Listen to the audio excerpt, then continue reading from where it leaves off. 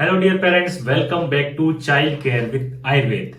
दोस्तों, आज मैं आपसे बात करूंगा कि सेरिब्रल पाल्सी के बच्चों को क्या हमें खिलाना चाहिए और क्या नहीं खिलाना चाहिए, क्योंकि ऐसे बच्चों में हमें कुछ चीजों का विशेष रूप से ध्यान रखना होता है जिससे कि बच्चे हमारे स्वस्थ रहते हैं। दोस्तों, सीपी के बच्चों को सबसे पहली बात जो आपको ध्यान रखना है कि मीठा कम से कम खिलाना है। कई बार हम क्या करते हैं कि जो माँ होती है दूध, खीर, हलवा जो भी घर में बना रही है सब में बहुत ज्यादा शुगर डाल देती है कि हमारा बच्चा अच्छे से खा लेगा। लेकिन ऐसा आपको बिल्कुल नहीं करना है। जितना कम से कम हो उतना ही शुगर डालें, क्योंकि ज्यादा मीठा खाने से, ज्यादा शुगर खाने से जो बच्चों की ब्रेन के अंदर जो न्यूरॉन्स होते हैं वो न्यूरॉन्स अफेक्टेड होते हैं, वो डिस्टर्ब हो जाते हैं। इससे बच्चों को अच्छा नहीं होता। तो सबसे पहली बात जो आपको ध्यान रखनी है। दूसरी इंपॉर्टेंट चीज जो आपको ध्यान रखनी है दोस्तों, की सीपी के बच्चों की इम्यूनिटी बहुत वीक होती है। आपने देखा होगा कि इन बच्चों को बार बार सर्दी खांसी हो जाती है, जैसे ही मौसम बदलता है तुरंत बुखार आ जाता है।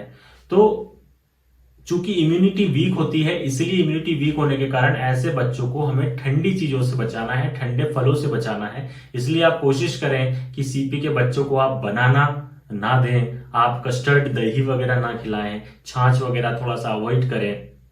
ये सब चीजें थोड़ा सा आप अवॉइड करिए। आप सेवफल दे सकते हैं, पपीता दे सकते हैं, इस तरह के फलों का सेवन आप करा सकते हैं। यदि बच्चे को बनाना बहुत पसंद है, अनार बहुत पसंद है और आप देना चाहते हैं कि बच्चे को ठंडक भी ना हो और हो जाए, तो आप उसके लिए एक काम कर सकते हैं कि आप दोपहर के समय ये चीजें खिलाएं।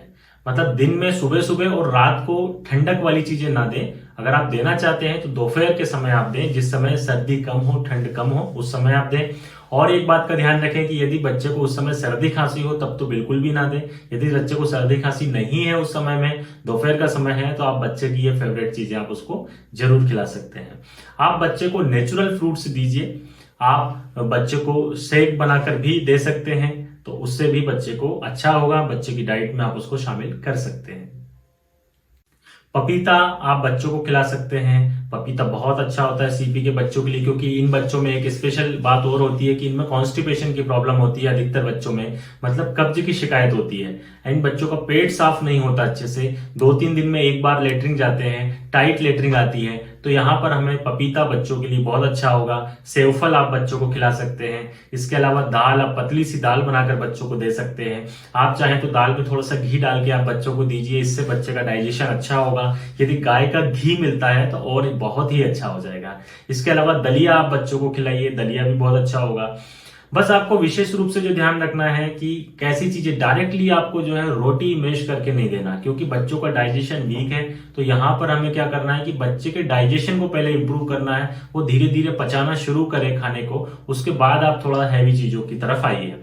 तो आप रोटी जो है, रोटी को मैश करके, दाल में अच्छे से मैश करके थोड़ा सा घी डाल के वो भी आप बच्चे को दे सकते हैं। और धीरे धीरे आपको बच्चे को खिलाना होता है, ये भी ध्यान रखिए। सीपी के बच्चों को एकदम से आप बहुत जल्दी जल्दी आप ये कोशिश ना करें कि नहीं हमें टाइम नहीं है और हमें 15 मिनट में सब खत्म करके उसको खिलाना है।